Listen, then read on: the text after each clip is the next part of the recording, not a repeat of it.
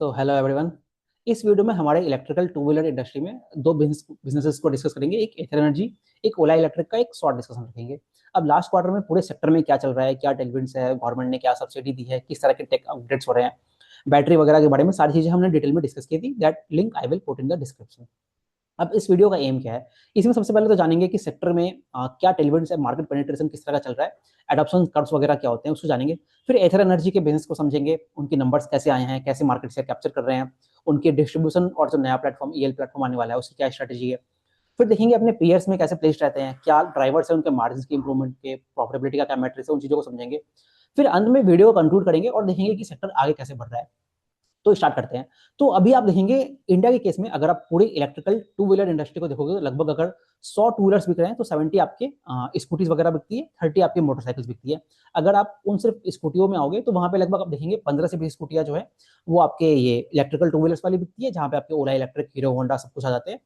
और अगर आप पूरी इलेक्ट्रिकल टू व्हीलर मार्केट को ही देख लोगे ना तो लगभग जो अभी मार्केट पेनिट्रेशन है वो लगभग 5 से 7% पे है। सो देखिए अभी जो 5 से 7% है ये बेसिकली स्टैग्नेंट हो गया है। स्टैग्नेंट क्यों हुआ है? बिकॉज जो फर्स्ट फेज होता है ना, जहाँ पे 15 से 20% पेनिट्रेशन हुआ है आपकी पूरी स्कूटी मार्केट में, वो लगभग उस फेज को कहते हैं अर्ली अडॉप्टर्स कह देते हैं, जहाँ पे वो आपके शौकिया कंज्यूमर्स होते हैं जो एक नई टेक्नोलॉजी आई उसको लेने की कोशिश करते हैं। जब वहां से आप एक मास मार्केट की तरफ बढ़ते हो ना, तो वहां पे जो कस्टमर होता है उसको सर्विस क्वालिटी काफी अच्छी चाहिए होती है, जैसे कि आपने ओला इलेक्ट्रिक के केस में देखा। फिर आपको जो प्रोडक्ट्स होते हैं, आपकी जो वैल्यू फॉर मनी होना चाहिए, टोटल कॉस्ट ऑफ ओनरशिप जो होती है वो कम होनी चाहिए। तो ये सारे पैरामीटर्स दिखते हैं, तभी आप उसको 15-20% से लेकर बढ़ा के 70-80% पे लेके जाने की बात कर सकते हो।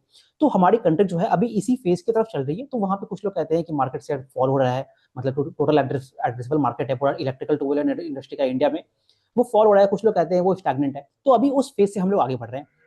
सो यहाँ पे नीति आयोग ने काफी अच्छे रिपोर्ट पब्लिश की थी। तो उसके बेसिस पे मैंने कुछ पॉइंट्स लिए हैं ताकि देखते हैं कि उससे सेक्टर अलग अलग सिनेरियो में कैसे कैसे आगे बढ़ता है। सो अगर आप फर्स्ट सिनेरियो लेंगे हम लोग यहाँ पे, तो वैसी सिनेरियो है जहाँ पे आपका बेसिकली ये सब्सिडीज वगैरह जो है उनके बारे में बात है। सो अगर आप देखेंगे कि मान लेते हैं कि जो मार्केट पेनिट्रेशन है, गवर्नमेंट की सब्सिडीज होती है वो कंटिन्यू रहती है। और दूसरा केस ये लेते हैं अगर सब्सिडीज जो है वो हटा दी जाती है। तो आप ये देखते हैं कि only on the basis of subsidies, तो आप देखेंगे तो मार्केट पेनिट्रेशन है जो इलेक्ट्रिकल टू व्हीलर का है वो लगभग 21% में स्टैग्नेंट हो जाता है। दूसरा केस अगर आप ये लेंगे जहां पे आप ये देखेंगे कि हम लोग सिर्फ सब्सिडी पर डिपेंडेंट नहीं रहते, सब्सिडी को हटा दीजिए आप, लेकिन आपने टेक का अपडेट किया, फिर आपने जो कॉस्ट इंप्रूवमेंट हो गई, ये सारी चीजें की। तो इन सारी चीजों से आप ये देखते हो कि सब्सिडीज रहे चाहे नहीं रहे, उसके बाद भी जो आपकी टोटल जो मार्केट पेनिट्रेशन है वो 71% में बढ़ जाती है। और तीसरा सिनेरियो जो आप देखेंगे ना, तो ऐसी सिनेरियो जहां पे आपने ये देखा कि आपने सब्सिडीज भी गवर्नमेंट की रखी, साथ ही साथ आपने टेक के भी अपग्रेड किया और जो कॉस्ट रिडक्शन भी किया, तो वहां पे वो ऑलमोस्ट 100% मार्केट पेनिट्रेशन में पहुंच जाएगा। अब देखिए, तो ये जो सिनेरियो है, तीन सिनेरियो अभी अपने देखा, तो आपने क्या पाया? हमने ये देखा कि गवर्नमेंट की सब्सिडी जो है that is not only enough एक नया टेक्नोलॉजी को पूरा सेक्टर में लेके आने के लिए। वहां पे आपको टेक और जो कॉस्ट रिडक्शन है उसके ऊपर काफी काम करना पड़ेगा। अभी इंडिया कैसे आगे बढ़ रहा है? इंडिया आपने देखा कि पीएलआई स्कीम हो गया, फेम स्कीम्स हो गई, ये सारी स्कीम अलग अलग फेजेस में आई है और गवर्नमेंट जो है धीरे धीरे आपकी सब्सिडीज को घटा रही है। तो हम लोग किस फेज में बढ़ रहे हैं जहां पे सेक्टर खुद से मैच्योर हो रहा है, सेक्टर आपका टेक और कॉस्ट रिडक्शन पे काम कर रहा है और गवर्नमेंट की सब्सिडीज धीरे धीरे नीचे जा रही है। तो कहने का मतलब क्या है, हम लोग धीरे धीरे जो टेक्नोलॉजी होती है, अब जो सेक्टर का एडॉप्शन है उस कर्व में आगे बढ़ रहे हैं। तो अभी जो फेज है आपका देखा आपने कि जो अर्ली एडॉप्टर से मास मार्केट का फेज है, तो हम लोग कुछ इस तरह से आगे बढ़ रहे हैं। सेक्टर इस तरह से है। अब हम लोग बात करते हैं एथर एनर्जी के बारे में। अब एथर एनर्जी देखिए क्या है, ये बेसिकली इलेक्ट्रिकल टू व्हीलर बनाता है। इनकी अगर आप देखोगे प्रेजेंटली अभी 700 एक्सपीरियंस सेंटर कहते हैं ये लोग। अब इनकी जो प्रोडक्ट्स अगर आप देखोगे ना, तो सदर्न इंडिया मार्केट से इन्होंने स्टार्ट किया, मिस्टर मेहता जी इनके कंपनी को चलाते हैं। तो सदर्न इंडियन मार्केट से स्टार्ट किया, वहां पे इनका मार्केट शेयर काफी डोमिनेंट है, आई थिंक लगभग 24 या 25% के बीच में होगा।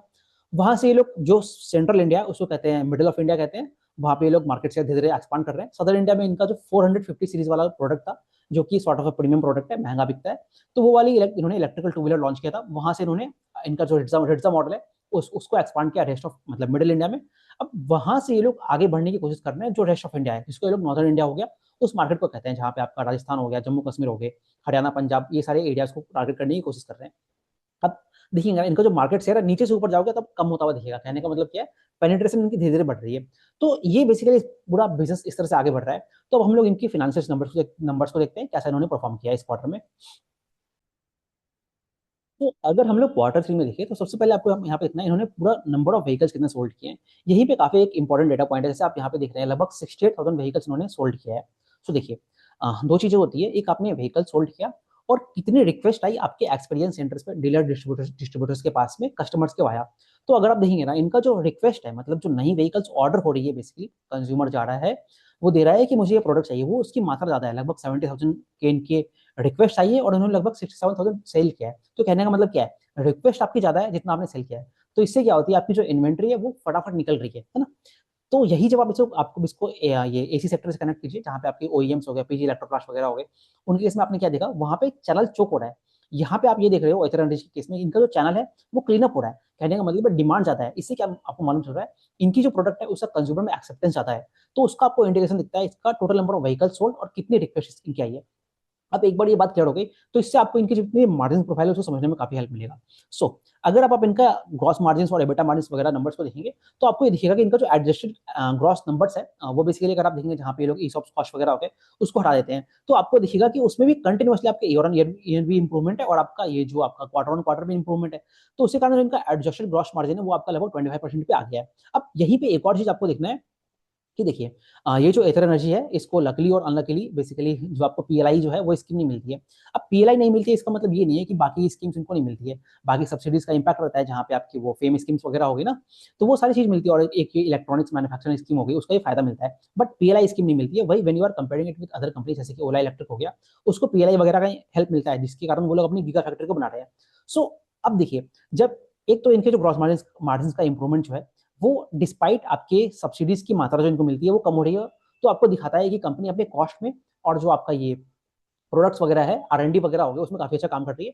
उसका इंपैक्ट आपको यहाँ पे दिखता है। और कंपनी को ऑपरेटिंग लेवरेज भी मिल रहा है, उसका इंपैक्ट आपको दिखता है। इनके ग्रॉस मार्जिन जो हो गए और जो एबिटा मार्जिन का नंबर है, नेगेटिव से पॉजिटिव की तरफ आगे बढ़ रहा है। सो इस कारण आपको दिखता है कि इनकी ग्रॉस मार्जिन बढ़े हैं और बाकी जो रेवेन्यू का नंबर जो है वो भी आपका इन लाइन विद आपकी जो यूनिट्स वाला है उसके अकॉर्डिंग बढ़ रहा है। अब देखिए, जो इनका रेवेन्यू का नंबर है वो थोड़ा फ्लक्चुएट करेगा, मतलब इसकी जो परसेंटेज है वो सेम टू सेम आपकी वॉल्यूम ग्रोथ जो होगी, वॉल्यूम ग्रोथ के नंबर से मैच नहीं करेगा। ऐसा क्यों नहीं करेगा, क्योंकि इनका जो प्रोडक्ट मिक्स है वो देख रहे हैं आप, 450 सीरीज से चेंज होकर आपका लगभग आपके ये जो रेडजा मॉडल है उसकी तरफ आगे बढ़ रहा है। अब ब्रिड्जा जो प्रोडक्ट है वो आपकी थोड़ी उससे लोअर रेट पे बिकती है, तो उस कारण भी आप देख सकते हैं।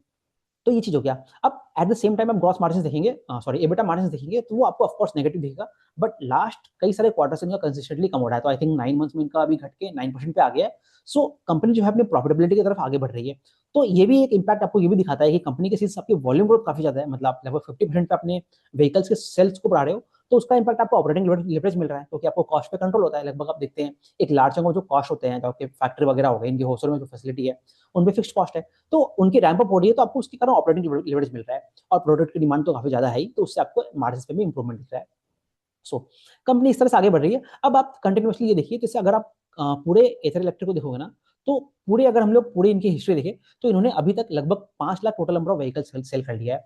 अब उसमें अगर आप सिर्फ रिड्जा मॉडल को देखोगे, तो समय के साथ इन्होंने लगभग 2 लाख व्हीकल सेल कर लिया है। तो देखिए, जब आप व्हीकल्स के नंबर ज्यादा सेल करते हो ना, तो उससे क्या फायदा होता है, तो जो आपके जितने भी एक्सपीरियंस सेंटर है, Q3 के अंदर इनके लगभग आई थिंक अभी इनके 600 एक्सपीरियंस सेंटर्स हो गए हैं। ये लोग रैपिड पेस से मिडल ऑफ इंडिया में एक्सपांड कर रहे हैं। तो उसमें आपको कॉस्ट कंट्रोल होगी, लोगों की जो प्रोडक्ट एक्सेप्टेंस है वो बढ़ जाती है। तो वही चीज कंपनी यहाँ पे दिखाने की कोशिश कर रही है। और तीसरी चीज ये भी होती है कि जो आपका स्टोर्स का ब्रेक इवन होता है ना, वो आपका सुधर जाता है। मतलब कहने का मतलब ये है, वो फास्टर वे में स्टोर्स आपके ब्रेक इवन करेगी, और जब स्टोर्स ब्रेक इवन करेगी तो कंपनी को मोटिवेशन मिलेगा कि वो और ज्यादा जाके एक्सपांड करे। तो वही चीज कंपनी यहाँ पे दिखा रहे हैं कि इनकी जो पॉपुलरिटी है वो काफी बढ़ रही है। अब जैसे अगर आप पूरा क्वार्टर से देखोगे ना, तो उसी में Q3 में जो इनका फेस्टिव के टाइम पे जो इनका रजिस्ट्रेशन है वो लगभग 30,000 व्हीकल्स के आसपास है। अब ओके, ये देख लीजिए। ओके, अब अगर हम लोग आगे बढ़े, तो ये बेसिकली यहाँ पे यही दिखाना चाह रहा है कि किस रैपिड पेस में जो एक्सपांड कर रहे हैं। तो अभी इनका जो पूरा टारगेट है by the end of Q4 FY26 में, ये लोग लगभग 700 व्हीकल्स करने की बात करते हैं। सो अब देखिए इनका एक्सपांशन स्ट्रेटेजी क्या है बेसिकली। सो अभी इनका 2 प्रोडक्ट्स हो गया, 400 सीरीज हो गई, फिर आपकी ये जो रेडजा मॉडल हो गई, 2 सीरीज हो गई। अभी ये जो दोनों प्रोडक्ट है, ये आपका सॉर्ट ऑफ आप कह सकते हो थोड़े प्रीमियम प्रोडक्ट्स के आसपास हो गया। अब इनका जो नया प्लेटफॉर्म है वो बेसिकली ईएल प्लेटफॉर्म है। उसमें क्या कर रहे हैं, उसमें इनका आप देखेंगे एल्यूमिनियम की जो चेसिस है उससे आपकी चेंज होके ये बेसिकली स्टील फ्रेम की तरफ आगे बढ़ रहे हैं। अब उसमें क्या है, इनको लगभग 7 से लगभग 10% का कॉस्ट रिडक्शन मिलेगा, प्राइसेस भी कम होगी, कॉस्ट रिडक्शन भी मिल रहा है। तो उससे क्या होगा, जो ये जो मास मार्केट है ना, वहां पे आपको अडॉप्शन करने में हेल्प मिलेगा। तो जो कंपनी है, कंपनी अपने जो डिस्ट्रीब्यूशन है आने वाले साल में भी लगभग 2 से 3 हजार अपने स्टोर्स करने की बात करता है ये लोग। तो जो डिस्ट्रीब्यूशन इनका आगे के समय में होने वाला है, तो एक तो आपका प्रोडक्ट होना चाहिए, दूसरा आपका डिस्ट्रीब्यूशन नेटवर्क होना चाहिए, और दोनों का सिंक होना चाहिए। तो कंपनी जो नॉर्दर्न मार्केट में एक्सपांड करेगा वो इन सिंक होगा जो आपका ये जो ईएल प्लेटफॉर्म आने वाला है। जो आने वाले क्वार्टर्स में इनका जो पहले फैसिलिटी है होसुर फैसिलिटी से ये लोग उसका प्रोडक्शन स्टार्ट करेंगे, तो कंपनी कुछ उस तरह से आगे बढ़ी है। और एक बार जब इनका औरंगाबाद फैसिलिटी आ जाएगा, तो वो लोग अपनी प्रोडक्शन को शिफ्ट कर देंगे होसुर से औरंगाबाद की तरफ। तो कंपनी कुछ इस तरह से अपने एक्सपांड करने की बात कर रहा है। इसके अलावा अगर आप देखेंगे ना, अभी इनका जो मार्केट शेयर के बारे में अगर हम बात करें, तो आपको कंसिस्टेंटली दिखेगा कि जैसे कुछ कंपनियां हैं हमारे लिस्टेड स्पेस में, जैसे ओला इलेक्ट्रिक हो गई, तो वो लोग कंटिन्यूसली मार्केट शेयर लूज कर रहे हैं। वहीं जब आप एथर एनर्जी को देखोगे, या फिर इवन तो जो हमारे पुराने ओईएम्स हो गए, जो हीरो होंडा का हो गया, फिर आपका जो बजाज ऑटो है, ये सारे प्रोडक्ट्स जो हैं, ये आपके मार्केट शेयर काफी तेजी से कैप्चर कर रहे हैं। ऑफकोर्स अभी I think Ather Energy third पे आता है आई थिंक। तो आप इस क्वार्टर में भी देखोगे ना, तो इनका जो बेसिकली मार्केट शेयर कैप्चर है वो आपका 17% पे बढ़ के 18% हो गया है। अब इसमें सबसे ज्यादा कंट्रीब्यूशन कहाँ से आता है? एक तो इनका जो सदर्न मार्केट है, वो देखिए, वो तो सिंस एक मैच्योर मार्केट हो गया, मतलब एवरी फोर्थ व्हीकल जो सोल्ड है वो आपकी एथर की सोल्ड होती है सदर्न मार्केट में। ऑल्दो इस क्वार्टर में थोड़ा कंपटीशन सिंस इंटेंसिफाई हो रहा है, आपने देखा जो टैम है वो ऑलमोस्ट फिक्स हो रखी है वहाँ पे। तो यहाँ पे इसलिए कुछ कंपनियां जो है प्राइस वॉर्स हो गया, फिर आपके जो ओईएम्स में भी आया है, तो वहाँ पे थोड़ा आपका कॉम्पिटिशन बढ़ रखा है। तो वहाँ पे इनका सदर्न मार्केट में एक स्लाइड डिप दिखा है मार्केट शेयर में, बट वो अगेन स्टैक वहाँ पे फिक्स है आपका। तो इनका जो आपको ये दिख रहा है कि कहने का मतलब ये है कि जो नया मार्केट शेयर कैप्चर है वो आपके न्यू ज्योग्राफीज में है। जैसे हम वी2 रिटेल के केस में बात करते हैं ना, कि वो लोग अपने ज्योग्राफी से जाके वेस्ट बंगाल में और अपने कर्नाटक में जाके मार्केट शेयर कैप्चर कर रहा है। वहीं आप अगर एथर एनर्जी को देखोगे, तो ये जो रेस्ट ऑफ इंडिया हो गया और जो मिडिल इंडिया हो गया ना, वहाँ पे कंटिन्यूसली मार्केट शेयर कैप्चर कर रहा है। तभी तो इनकी ओवरऑल जो मार्केट शेयर है वो बढ़ रही है। तो इस तरह से आपको देखना चाहिए। अब अगर इसी में आप अगर इनके अलग अलग ज्योग्राफीज को देखोगे ना, तो एक और चीज आप पहले राइट हैंड साइड में ये देख लीजिए कि मार्केट शेयर आपको क्यों कैप्चर होता हुआ दिखता है। क्योंकि जो हर क्वार्टर में ये लोग जो व्हीकल्स के नंबर सेल दिखता है ना, कि एक्स्ट्रा व्हीकल्स ये लोग सेल कर रहे हैं, उसी क्वांटम बढ़ते जा रही है। तो कहने का मतलब ये देखिए, क्वार्टर वन में इन्होंने जो इंक्रीमेंटल लगभग जो व्हीकल सेल किए थे, लगभग 46,000 सेल किए थे, वही क्वार्टर टू में बढ़ के वो 65 हो गया और क्वार्टर थ्री में वो 61 हो गया। कहने का मतलब ये है, हर क्वार्टर वन क्वार्टर जो इंक्रीमेंटल व्हीकल्स है वो एक्स्ट्रा नंबर में सेल कर रहे हो। कहने का मतलब क्या है, अगर आप मैं टाइम को मान लेता हूँ अप्रोक्सीमेट उसी उसी में कॉन्स्टेंट ही है, तो अगर एक कंपनी जो एक्स्ट्रा व्हीकल सेल करेगा, तो ऑफकोर्स उसका मार्केट शेयर बढ़ जाएगा ना। तो उस तरह से आपको देखना है। अब अगर हम लोग इसी में पूरे इनका जो पूरा एक्सपीरियंस सेंटर है वो अगर आप देखेंगे ना, तो जैसे देखिए, अभी इनका सदर्न मार्केट से इन्होंने लगभग जो मिडिल इंडिया मार्केट है, वहां पे भी लगभग 200 प्लस एक्सपीरियंस सेंटर कर दिया है। और जो आने वाला समय है, वहां पे लोग नॉर्दर्न इंडिया में अपने ईएल प्लेटफॉर्म के साथ एक्सपांड करने की बात करते हैं। तो कंपनी कुछ इस तरह से आगे बढ़ेगा। यहीं पे अगर आप इनके कुछ ज्योग्राफीज को देखोगे ना, खास करके अगर हम लोग मिडिल इंडिया की बात करें, तो जैसे गुजरात का मार्केट है, गुजरात की मार्केट में इनका लगभग 25% मार्केट शेयर हो गया है। जो कि कहने का मतलब क्या है, गुजरात इनके लिए एक तरह से मैच्योर मार्केट हो गया है, जैसे कि कहते हैं जो इनका सदर्न इंडिया वाला मार्केट है ना, तो लगभग उसी एस्पेक्ट में पहुंच गया है। अब वहीं पे आप देखिए महाराष्ट्र केस में, देखिए महाराष्ट्र केस में क्या है, पिछले एक साल में इन्होंने मार्केट शेयर को अपना डबल कर लिया है। मतलब बाकी कंपनी से इसका मार्केट शेयर इन्होंने ले लिया है। तो वैसे ही आप बाकी स्टेट में भी देखिए, मध्य प्रदेश हो गया, उड़ीसा, और आपका उड़ीसा के केस में देखेंगे आप, मार्केट शेयर इंक्रीमेंट दिखता है। तो कहने का मतलब ये है कि जो मेजर स्टेट में जहां जहां ये लोग एक्सपांड कर रहे हैं, वहां पे लोग मार्केट शेयर कैप्चर कर रहे हैं। और उन सभी चीजों का फाइनल इंपैक्ट आपको दिखता है कि क्वार्टर थ्री में उनका मिडिल इंडिया में मार्केट शेयर है, वो लगभग आपका 17-18% पे आके अभी हो गया है। और वही सिमिलर पैटर्न जब आप देखोगे तो रेस्ट ऑफ इंडिया में आप जम्मू कश्मीर को देखिए, वहां पे तो काफी ज्यादा मार्केट शेयर है। और वैसे ही आप देख रहे हैं कि आप पंजाब हो गया, राजस्थान हो गया, वहां सभी में उन्होंने मार्केट शेयर को डबल किया ओवर द नेक्स्ट एक साल में। तो इसी का इंपैक्ट इनको आपको ये भी दिखता है कि ईयर ऑन ईयर अगर आप देखोगे ना, इनका मार्केट शेयर जो रेस्ट ऑफ इंडिया में, अगर हम लोग क्वार्टर थ्री से कंपेयर करें, तो एक साल के अंदर इन्होंने मार्केट शेयर डबल कर लिया अपना नॉर्दर्न मार्केट है। तो ये आपको ये दिखा रहा है कि इनकी जो प्रोडक्ट्स है उसकी एक्सेप्टेंस काफी ज्यादा है। कंपनी कुछ उस तरह से आगे बढ़ी है। इसके अलावा ये जो सदर्न इंडिया का मार्केट शेयर है, और जो मैं आपको बोल रहा था कि कॉम्पिटिशन थोड़ी सी इंटेंसिफाई हुई है, तो सदर्न इंडिया में इनका स्लाइट मार्केट शेयर डिप हुआ है, बट अगेन वो थोड़ा क्वार्टर ऑन क्वार्टर आपको देखते रहना है, क्योंकि वो चेंज होते रहता है। ये चीजें अब यहीं पे देखिए, अब इनका adjusted EBITDA margin, adjusted gross margin जो है, और जो इनका विदाउट सब्सिडीज है, इस पैरामीटर को देखना काफी इंपॉर्टेंट है। तो देखिए, अगर आप FY24 में देखोगे ना, तो इनका जो एडजस्टेड ग्रॉस मार्जिन है वो पॉजिटिव था only with help of subsidies, और इनका जो खुद का एडजस्टेड ग्रॉस मार्जिन था वो नेगेटिव था। अब एक चीज आप देखिए, दोनों एक चीज ये है कि सिंस इनको स्केल मिला है और ज्यादा प्रोडक्ट्स इन्होंने सेल किया है, तो इनका एक तो ग्रॉस मार्जिन का नंबर बढ़ा है। दूसरा आप ये भी देख सकते हो इनके बीच में जो डिफरेंस है, कहने का मतलब ये है, पहले 19 माइनस 6 कीजिए और दूसरा 24 माइनस 21 कीजिए। कहने का मतलब ये है कि एडजस्टेड ग्रॉस मार्जिन और adjusted gross margin with subsidies, दोनों का डिफरेंस जो है वो कम हो रहा है। इसका इसका मतलब क्या है? कहने का मतलब ये है कि जो कंपनी का जो डिपेंडेंस है ऑन सब्सिडीज वो कम हो रहा है, तभी तो आप उसको कन्वर्ट कर रहे हो ना। कहने का मतलब ये है कि जो सब्सिडीज का क्वांटम इनके बैलेंस शीट पे मिलता है, उसकी नंबर कम हो रही है। एक तो ये भी कारण है, सरकार जो है वो अपने सब्सिडीज की मात्रा को कम कर रही है। आई थिंक फेम का जो है वो 50% उन्होंने घटा दिया है। और दूसरा, इनको पीएलआई स्कीम भी नहीं मिलता है। तो यहीं पे देखिए ना, कि जब बाकी कंपनीज को पीएलआई स्कीम मिल रहा है, उसके बाद भी ये कंपनी जो है अपना मार्केट शेयर कैप्चर कर रहा है, और इनका जो सब्सिडीज पे डिपेंडेंस वो भी कम हो रहा है। तो कहने का मतलब क्या है, कंपनी दोनों तरफ से आगे बढ़ रही है। तो कल को जब मान लीजिए सब्सिडीज कम होती है, तो उस केस में क्या होता है, सिंस कंज्यूमर को तो अपना प्रोडक्ट लगभग उसी रेट पे चाहिए, जैसे कि हमने ओसवाल पंप्स के केस में देखा, मार्जिन प्रेशर आ गया ना, तो वही जब आप प्राइवेट कंपनीज में जाओगे ना, तो यहाँ पे ये लोग क्या करते हैं, अगर सब्सिडीज देना कम हो जाता है तो कंपनियां स्टार्ट करती है प्राइस वॉर, क्योंकि जो कंज्यूमर है उसको तो प्रोडक्ट उतने उतने पे चाहिए होता है। तो यहीं पे आप देख रहे हैं कि एक कंपनी एथर एनर्जी है, वो सब्सिडीज इनको कम मिलता है, उसके बाद भी ये लोग जो अपने मार्जिन को है इंप्रूव कर रहा है। तो ये क्या है, ये बेसिकली आपको ये बता रहा है कि ये लोग के पास प्राइसिंग पावर है। अब यहीं पे इसलिए जैसे अभी देखा आपने, इस अभी कुछ समय में जितने भी ये रॉ मटेरियल के प्राइसेस वगैरह हो गए, खास करके एल्यूमिनियम के प्राइसेस के बारे में कंपनी काफी कहता है कि वहाँ पे काफी प्राइस इंपैक्ट हुआ है। उसके कारण जो हार्ड मेटल होता है, जैसे आपकी चेसिस वगैरह बनती है, तो वहाँ पे इनको प्राइसिंग प्रेशर लेना पड़ रहा है, तो उसके कारण कुछ कहते हैं थोड़ा सा मार्जिन वगैरह में स्लाइड डिप आपको दिख सकता है। बट उस चीज को मैनेज करने के लिए कंपनी ने इस पर्टिकुलर क्वार्टर में, आई थिंक क्वार्टर 4 में, उन्होंने लगभग 3,000 रुपये अपने व्हीकल्स की कॉस्ट बढ़ाई है। अब व्हीकल्स की कॉस्ट ये लोग बढ़ा रहे हैं बोथ ऑन द आपका प्रोडक्ट एज वेल एज जो आपकी सर्विसेज है, कहने का मतलब जो है एथर स्टैक दे रहे हैं उसमें भी प्राइस बढ़ाई है, और जो आपका पूरा प्लेटफॉर्म है उसके ऊपर भी प्राइस बढ़ाई है। तो कहने का मतलब क्या है, कंपनी के पास प्राइसिंग पावर है। वहीं जो बाकी कंपनियां हैं, जब पीएलआई का इंपैक्ट है, जो सब्सिडीज का इंपैक्ट कम होता है, तो वहां पे उन लोगों को प्राइस वॉर करना पड़ता है, डिस्काउंट देने पड़ते हैं। वहीं पे एथर एनर्जी एक ऐसा कंपनी है जहां पे लोग अपने प्राइसेस को पास ऑन तो कर ही पा रहे हैं, at the same time prices को इंक्रीज भी कर पा रहे हैं। तो आपको दिखता है कि कंपनी जो है उसके पास प्राइसिंग पावर है, और जो प्रोडक्ट की एक्सेप्टेंस है मार्केट में बढ़ रही है, तभी वो लोग मार्केट से कैप्चर भी कर रहे हैं। तो कुछ इस तरह से देखना पड़ेगा आपको बिजनेस को। फिर अगर हम लोग कुछ और पॉइंट्स देखें, सो सिमिलरली एक और इम्पैक्ट है आपका जो कॉस्ट ऑफ गुड्स सोल्ड। अभी देखिए, अभी जैसे जैसे आप देख रहे हो ना, जैसे अभी हमने बात किया कि एक क्वेश्चन आता है कि जैसे अभी ईएल प्लेटफॉर्म इनका आने वाला है, तो लोगों का क्वेश्चन ये है कि क्या कैनबलाइज हो जाएगा। जैसे हमने अभी बजाज स्टाइल कुछ दिनों पहले डिस्कस किया था, तो वहां पे हमने ये देखा कि उनके जो नए स्टोर्स है वो खुद में कैनबलाइज कर रहे हैं, वहां पे वो एक नेगेटिव चीज है। वहीं जब आप यहाँ पे देखोगे ना, in the case of Ather Energy, यहाँ पे इनका जो कैनिबलाइजेशन है वो खराब नहीं है, कैनिबलाइजेशन अच्छा है। अब देखिए ऐसा क्यों है, मैं ये कहना चाहता हूँ कि जो हमारी मार्केट है, मान लीजिए आपने आपको 100 व्हीकल्स बेचने हैं, तो मान लेता हूँ कि मैं 80 मास व्हीकल्स आप बेचोगे और 20 प्रीमियम व्हीकल्स बेचोगे, तो जो टाइम है वो तो उतना ही है ना। तो क्या होगा कि जब इनका एक तरह से प्रोडक्ट में सब चेंज हो रहा है ना, तो वो आपका, आप ऐसे समझ लीजिए 450 से पहले रिट्जा पे गया, फिर रिट्जा से आपका ईएल प्लेटफॉर्म की तरफ जाएगा। तो ये जो प्रोडक्ट मिक्स चेंज होना है, ये आपके टाइम के अकॉर्डिंग हो रहा है, ये ऐसा नहीं है कि मैं जानबूझ के कर रहा हूँ। दूसरा चीज ये भी है, जो इनका प्लेटफॉर्म है वहां पे इनका जो औरंगाबाद फैसिलिटी में ये लोग लेके आ रहे हैं, वहां पे उसका जो ऑपरेशनल मैट्रिक्स है, कहने का मतलब जो प्लांट्स के फिक्स्ड कॉस्ट वगैरह हो गया, उस बेटर कंट्रोल है।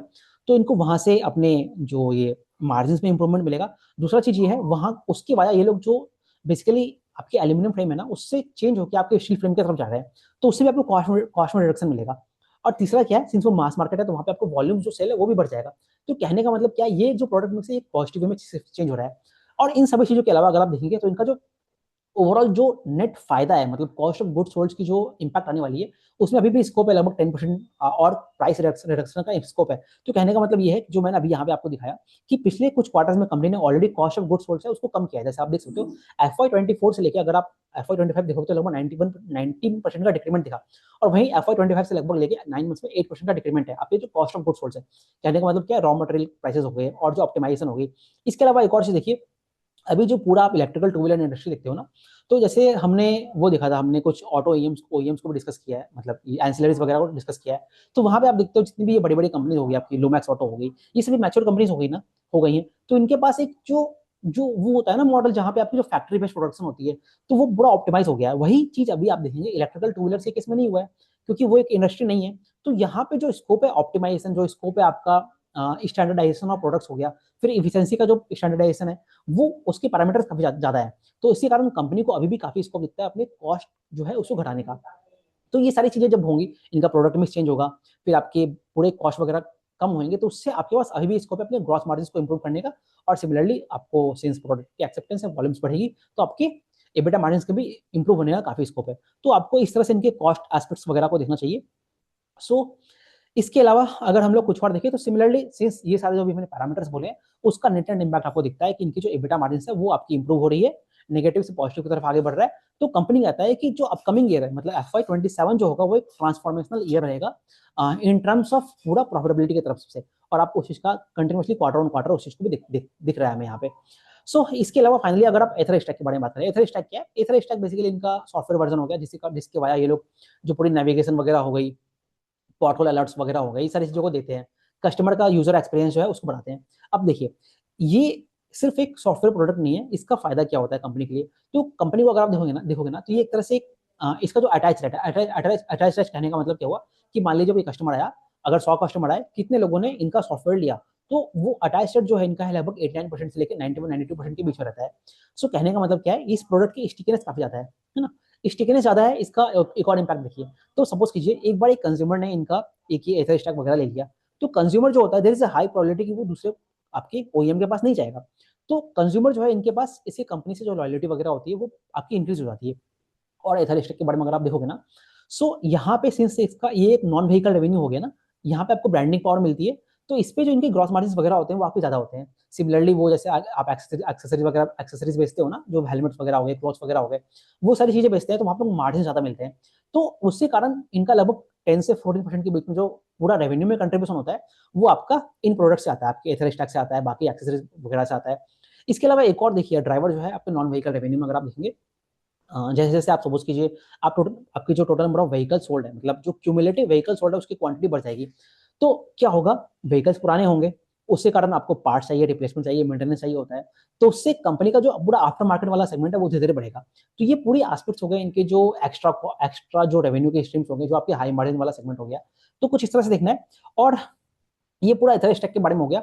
और एथर स्टैक के बारे में एक और इंटरेस्टिंग चीज ये भी है, तो जैसे आप सपोज कीजिए ना, कोई एक नया इनका ओईएम, मतलब एक मान लेते हैं एक्सपीरियंस सेंटर है, तो जब एक एक्सपीरियंस सेंटर नया खुलता है, तो सिंस इंडिया में जो कंज्यूमर है उसको अभी तक इतने ये सॉफ्टवेयर वगैरह लेते नहीं है, जनरली हम लोग व्हीकल्स खरीदने जाते हैं, हम प्राइस कॉन्शियस होते हैं। तो वहाँ पे जो एक नया एक्सपीरियंस सेंटर खुलता है, तो वहाँ पे जो इनकी अडॉप्शन होती है एथर स्टैक की, वो उतनी तेजी से नहीं होती है, बिकॉज जो आपका बोथ जो एजेंट होता है या फिर जो आपका सेलर होता है, वो उतना कॉन्फिडेंट नहीं होता है इस प्रोडक्ट को सेल करने के लिए। लेकिन जैसे जैसे वो आपका बेसिकली जो एक्सपीरियंस सेंटर है उसकी विंटेज होती है कहने का मतलब क्या है, वो पुराना होता है, तो कंज्यूमर की एक्सेप्टेंस जो होती है, वर्ड ऑफ माउथ होता है, वो भी बढ़ता है। दूसरा जो सेलर्स वगैरह होते हैं, जो इनके एजेंट्स वगैरह हैं, वो भी कॉन्फिडेंस फील करते हैं और धीरे धीरे उसका एडॉप्शन बढ़ता है। तभी तो आपको ये भी दिख रहा है ना कि इनका जो पूरा नेट जो इनका एडॉप्शन है, मतलब जो ये एडॉप्शन रेट है, मतलब स्टिकीनेस रेट है, वो लगभग 92% के आसपास है, अटैच रेट है बेसिकली। तो ये चीज है, तो इस तरह से आपको देखना चाहिए। इसके अलावा अगर आप लोग कुछ और पॉइंट्स देखें, तो कंपनी एक और चीज करती है अपने ये एथर स्टॉक को अडॉप्ट करने के लिए। तो कंपनी क्या करता है ना कि मान लीजिए कोई कंज्यूमर लेने आया, तो जब वो प्रोडक्ट के साथ लेता है तो वहाँ पे कुछ इसको 30% लेस रेट पे सेल करते हैं व्हेन यू आर, और ऐसे कहते हैं कि अगर मान लीजिए इसको आपने अलग अलग लिया तो वहाँ पे कुछ उसका रेट ज्यादा रहेगा। तो कंज्यूमर भी एक तरह से नज कर देते हैं कंज्यूमर को कि भाई वो आप आइए और आप एथर स्टैक को परचेस कीजिए। और यहाँ पे कंपनी ये भी कहती है कि सिंस अभी इंडिया के केस में ना ये सॉफ्टवेयर वगैरह का जो एडॉप्शन है वो उतना तेज हुआ नहीं है, तो जो इसकी प्राइस है इन्होंने कम रखी है, और जैसे जैसे अडॉप्शन बढ़ेगा तो यहाँ पे भी ये लोग प्राइस इंक्रीज करने की बात करते हैं। सो देखेंगे तो आप इनका जो है कि ये पूरा प्रोडक्ट की डिमांड बढ़ाने का एक ड्राइवर हो गया एक तरह से, not just a revenue stream. तो एथर स्टॉक को आपको कुछ इस तरह से देखना चाहिए, और इसमें ये लोग कंटिन्यूसली नए नए प्रोडक्ट्स हो गए उसको लॉन्च करते रहते हैं। तो इसके अलावा अगर हम लोग कुछ और पॉइंट्स देखें, सो यहाँ पे कंपनी यही बता रहा है, अपने इन्होंने अटैच रेट को दिया नहीं है यहाँ पे। सो ये सारी चीजें और नई फीचर्स वगैरह के बारे में बात कर रहे हैं ये लोग। सो आप इसको देख सकते हैं। तो यहाँ पे बेसिकली स्लाइड में कंपनी यही बताना चाह रहा है कि जो इनका अडॉप्शन रेट हो गया, अटैच रेट हो गया, वो भी 91% पे रह रहा है, और जो कि बढ़ाई है पिछले कुछ क्वार्टर से। सो ये चीज है। और कंपनी जो है वन ऑफ द फास्ट, मतलब इनके पास हाईएस्ट चार्जिंग इंफ्रा है। अब इसी में अगर आप देखेंगे कंपनी अपने जो एक्सपीरियंस सेंटर है उसको तो बढ़ा ही रहा है, एट द सेम टाइम आपकी चार्जिंग इंफ्रा को भी बढ़ा रहा है। अब यहाँ पे देखिए, यहाँ पे कुछ और पॉइंट्स है। सो कंपनी बेसिकली एक और चीज है यहाँ पे कंपनी काम करता है, जो बैटरी एज अ सर्विस वाले चीज के बारे में बात कर लेते हैं। तो कंपनी क्या करता है, बेसिकली जो बैटरीज वगैरह हो गई ना, उसको एक तरह से आप मान लीजिए लैंडलॉर्ड के रूप में कंज्यूमर को देता है, क्योंकि बैटरी की कॉस्ट ज्यादा रहती है। अब उस प्रोडक्ट का कंपनी का उतना एक्सेप्टेंस है नहीं मार्केट में। और दूसरी चीज ये भी है, कंपनी कहता है कि मार्केट में लोगों को इसके बारे में पता भी नहीं है। पता क्यों नहीं है, आप देखिए, अब देखते हैं हमारे इंडिया में बजाज जैसे इतनी बड़ी बड़ी कंपनियां हैं जो ईएमआई वगैरह हो गई इतनी स्ट्रॉन्ग वे में ऑफर करती है, और हमने इतने सारे फिनांसेस को भी डिस्कस किया है। तो ईएमआई का ऑप्शन काफी ज्यादा है, तो कंज्यूमर जो है उसके पास ईएमआई का ऑप्शन रहता है। तो इसलिए बैटरी एज अ सर्विस जो है, इनका एक प्रोडक्ट लाइव है बट उसका एडॉप्शन उतना ज्यादा नहीं है। सो ये चीज हो गई आपकी चार्जिंग इंफ्रा के बारे में। और कंपनी चार्जिंग इंफ्रा को भी पैरेलली बढ़ाने की बात करता है, अलॉन्ग विथ आपका जो ये एक्सपीरियंस सेंटर है वो बढ़ेगा उसकी तरह से। सो इस तरह से आगे बढ़ रहे हैं। इसके अलावा अगर हम लोग ये कुछ नए लॉन्चेस के बारे में, आप इसको पॉज कर सकते हैं। फाइनली अगर आप इनके नंबर्स वगैरह को देखोगे तो नंबर्स आपने ऑलरेडी देख लिया है, कंपनी प्रॉफिटेबिलिटी की तरफ काफी आगे बढ़ रही है। यहीं पे आप एक और चीज देखिए, जो स्टार्टिंग में हमने एक पॉइंट डिस्कस किया था कि इनका जो इन्वेंट्री है उस पर आपको दिख रहा है काफी अच्छा अडॉप्शन है, तभी तो इन्वेंट्री इनकी रजिस्ट्रेशन वगैरह वो काफी ज्यादा दिख रहे हैं। तो उन सभी का जो इम्पैक्ट होता है आपको इनके मार्केट शेयर इंक्रीज पे दिखता है। दूसरा, इनकी जो वर्किंग कैपिटल साइकिल है उसको उसको कमी होती हुई दिखती है। तो 9 मंथ में आप देखोगे ना तो वो भी इंप्रूव हो रहा है। तो कहने का मतलब ये है कि कंपनी डायरेक्शनली बहुत सारे पैरामीटर्स पे अच्छा ही कर रहा है, मार्केट शेयर कैप्चर कर रहा है, नंबर ऑफ व्हीकल्स सोल्ड है वो आपके आगे बढ़ रहे हैं, प्रॉफिटेबिलिटी पे अच्छा काम कर रहा है, वर्किंग कैपिटल जो है उसमें इंप्रूवमेंट कर रहा है, कंटिन्यूसली एक्सपांड कर रहा है, नए प्रोडक्ट्स को लॉन्च कर रहा है, इनकी अटैच रेट काफी अच्छी है। सो कंपनी को आपको इस तरह से देखना चाहिए। तो ये हो गया पूरा एथर के बारे में। कुछ और पॉइंट्स है तो लेट मी सी। और इन सब के अलावा इन्होंने अपना ये अभी जो होसर वाली फैसिलिटी है वहां से वो लोग शिफ्ट करेंगे आपका इसमें औरंगाबाद फैसिलिटी में, जब इनका ईएल प्लेटफॉर्म आने वाली बात होगी और वो प्लांट जब कमीशन हो जाएगी तब। इसके अलावा इन्होंने अभी इंश्योरेंस वाला जो इंश्योरेंस एजेंट्स वगैरह की तरह से काम करना स्टार्ट किया है। सो ये पूरा एथर इलेक्ट्रिक के बारे में हो गया। अब अगर हम एक शॉर्ट डिस्कशन करें ओला इलेक्ट्रिक के बारे में, तो ओला इलेक्ट्रिक को हमने लास्ट क्वार्टर में काफी डिटेल में डिस्कस किया था। अब एक्चुअली उस बिजनेस में काफी कुछ चेंज हुआ नहीं है, nothing has changed when you are comparing it with last quarter to इस क्वार्टर में। उसका भी लिंक मैं डाल दूंगा, आप उसको देख लीजिएगा वहां से। अगर शॉर्ट में बोलूं तो कंपनी के बहुत सारे इशू चल रहे हैं, आपके सेफ्टी का इशू चल रहा है, सर्विस क्वालिटी काफी खराब है, तो कंपनी उस पर काम कर रही है। दूसरा इशू भी उनके साथ ये भी है ना कि उन्होंने बहुत सारे व्हीकल्स ऑलरेडी सोल्ड कर दिए हैं। तो अगर आप देखते हैं ना, एथर लगभग 5 लाख सेल किया, तो आई थिंक उन्होंने 10 लाख के भी ऊपर कुछ मिलियंस में सेल किया है। आई थिंक 10-20 लाख के बीच में उन्होंने सेल किया है, वो एग्जैक्ट पॉइंट आप देख सकते हैं। उसके अलावा आप देखेंगे कंपनी जो है ना बहुत ह्यूज वे में केपेक्स कर रहा है। तो केपेक्स करते हो तो केपेक्स तो आपने कर दिया, बट उतना उससे कुछ रियलाइजेशन हुआ नहीं, आपको ऑपरेटिंग कॉस्ट वगैरह काफी ज्यादा बढ़ गए हैं। फिर उसके अलावा अगर आप देखेंगे company continuously market share lose कर रहा है। अब मार्केट शेयर लूज करता है तो उसके कारण आपको वॉल्यूम्स आपकी कम हो जा रही है, वॉल्यूम्स कम हो रही है। तो इसलिए कंपनी क्या है, सिंस कैश बर्निंग मोड में है, तो वहां पे कंपनी का जो फोकस है पूरा शिफ्ट हो गया आपके वो at the cost of volumes. वो लोग ऑपरेटिंग लेवरेज दिखा रहे हैं, कहते हैं कि हमारा ग्रॉस मार्जिन बढ़ रहा है, हम प्रॉफिटेबिलिटी की तरफ बढ़ रहे हैं, बट अगेन आप देखेंगे वो at the cost of volume आ रहा है, वो किसी को भी पसंद नहीं आएगा। तो कंपनी अगर आप देखेंगे अपनी गीगा फैक्ट्री जो है उनकी, वो आई थिंक लाइव हो गई है, उसमें उसमें से उन्होंने वो भारत सीरीज की सेल्स वगैरह बनाना स्टार्ट कर दिया है और उसको अपने व्हीकल्स में भी यूज करना स्टार्ट किया है। बट वहां पे भी हमें देखना पड़ेगा। दूसरा चीज क्या है, कंपनी का जो शक्ति वाला प्लेटफॉर्म है जिसके वजह वो लोग आपके पूरे जो बेस्ट सेगमेंट में जाने की बात करते हैं, तो क्या है कंपनी पूरा बिजनेस को ही चेंज कर रहा है। तो कंपनी उस तरह से आगे बढ़ रही है, अभी तो पूरा चैलेंजिंग फेज में आगे बढ़ रहा है। बट अगेन हमने वो ईवी अडॉप्शन कर्व देखा था स्टार्टिंग में, तो वहां पे वो भी देखिए, उसमें एक पैरामीटर ये भी होता है कि आपके पास जो पूरी चार्जिंग इंफ्रा होनी चाहिए ना, और साथ ही साथ जो आपके ईवी के मैन्युफैक्चरिंग है वो भी काफी इंपॉर्टेंट, ईवी कह रहा हूँ, सेल्स वगैरह की जो मैन्युफैक्चरिंग है वो भी इंपॉर्टेंट पॉइंट होता है। तो अभी हम उस फेज में चल रहे हैं, तो देखना पड़ेगा। ओला इलेक्ट्रिक अभी से ही राइट ऑफ कर देना उसको अच्छी बात नहीं है, देखते हैं आगे क्वार्टर्स में, आने वाले 1 साल में कैसा परफॉर्म करता है। वो लोग कहते हैं कि हम अपने सर्विस क्वालिटी पे काफी काम कर रहे हैं, और जो सिंस इनका बैकवर्ड इंटीग्रेशन हो गया है उससे भी इनको हेल्प मिलेगा आने वाले समय में। तो वो सारी चीजें जब होगी तो हम उसको देखेंगे, अच्छे से ट्रैक करते रहेंगे। अभी के लिए तो अगर आप देखेंगे जो एथर एनर्जी है वो काफी अच्छा परफॉर्म कर रहा है। और एक और इंटरेस्टिंग चीज आप ये देखेंगे ना, जब एथर एनर्जी को आप देखते हो और इसको जब आप कंपेयर करते हो आपके ये बजाज ऑटो हो गया, फिर जो हीरो होंडा की, हीरो मोटोकॉर्प की वो वेडा वाली ब्रांच है, उन सभी से चेतक से कंपेयर करते हो, तो आप ये देखिए उन सभी कंपनी में क्या हो रहा है। उनका उनकी केस में क्या है, उनका जो जो प्रोडक्ट है वही चेंज हो रहा है। कहने का मतलब क्या है, वो आईसी से जाके आपके टू व्हीलर के इलेक्ट्रिकल टू व्हीलर की तरफ जा रहे हैं। तो वहां पे आपको रेवेन्यू वगैरह में उतना कुछ इंपैक्ट देखने नहीं वाला है, काफी सिग्निफिकेंट। वहीं जब आप एथर को देखोगे ना, तो यहाँ पे एक न्यू बिजनेस है ना, तो यहाँ पे इनके पास जो अपॉर्चुनिटी है पूरे मार्केट से कैप्चर करने की अपॉर्चुनिटी है, और कंपनी उस तरह से आगे आगे बढ़ता हुआ दिख रहा है। तो देखते हैं, अभी तो ये पूरा सिनेरियो है। अभी पूरे सेक्टर में कुछ आप रिस्क वगैरह देखोगे ना, तो ये कुछ जो एक तो रेयर अर्थ मेटल का इंपैक्ट आया था, तो कंपनी वही कहती है कि उस वो नॉर्मलाइज हो गया, मतलब सप्लाई चेन्स वगैरह जो है वो थोड़े से नॉर्मलाइज हो गए हैं। फिर आपके रॉ मटेरियल प्राइसेस के इंपैक्ट होते हैं, बट अगेन वहां पे आपको ये देखना है कि किस कंपनी के पास कितनी प्राइसिंग पावर है, तो उस पैरामीटर को उस तरह से देखना है। फिर तीसरी चीज आपको आगे जाके ये देखना है कि एथर एनर्जी के केस में खास करके इनका जो ईएल प्लेटफॉर्म है उसका कैसा बेसिकली ये रिस्पॉन्स रहता है मार्केट से। फिर आपको ये देखना है कि इनका जो औरंगाबाद फैसिलिटी है जो आने वाली है, तो जो थोड़ा सा पहले डिले हुआ था, उस पर कैसा एस्पेक्ट्स रहते हैं। तो ये सारे पैरामीटर्स आपको देखने पड़ेंगे आने वाले क्वार्टर में, उस चीज को देखेंगे। फिर आपको ये देखना है कि इनका सदर्न इंडिया मार्केट में कॉम्पिटिशन बढ़ रहा है, तो क्या वहां से मार्केट शेयर और ये लोग बूस्ट तो नहीं कर रहे हैं, वो चीज देखना है। और इनका जो नॉर्दर्न इंडिया में मार्केट शेयर एक्सपांड कैसे कर रहा है, वो सारे पैरामीटर को देखना पड़ेगा। सो कंपनी काफी अच्छा कर रही है अभी के लिए, आगे क्वार्टर में देखते रहेंगे कैसे कंपनी प्रोग्रेस करती है, ये जो अडॉप्शन कर्व है उसमें कौन कहाँ पे स्टैंड करता है। तो और पूरी जो एवी की पेनिट्रेशन है जो हमने स्टार्टिंग में नीति आयोग की रिपोर्ट देखी, उसमें कैसे किस ट्रेजेक्ट्री में हम लोग आगे बढ़ते हैं, जैसे 2030 का टाइम दिया है वहां पे, तो अलग अलग समय में अलग अलग इशूज आएंगे, टेलविंड्स आएंगी। तो अभी जैसे मार्केट स्टैग्नेंट है, आने वाले समय में मे बी इनका नया प्रोडक्ट्स वगैरह आएंगे, तो वहाँ पे एडॉप्शन आपको तेजी से होते हुए दिखती है। तो इस फेज में कंपनियां आगे बढ़ रही हैं, लेट्स सी आगे कैसे काम करते हैं। होप आपके डाउट्स क्लियर होंगे। अपने डाउट्स कमेंट्स में पूछते रहिए। Thank you very much.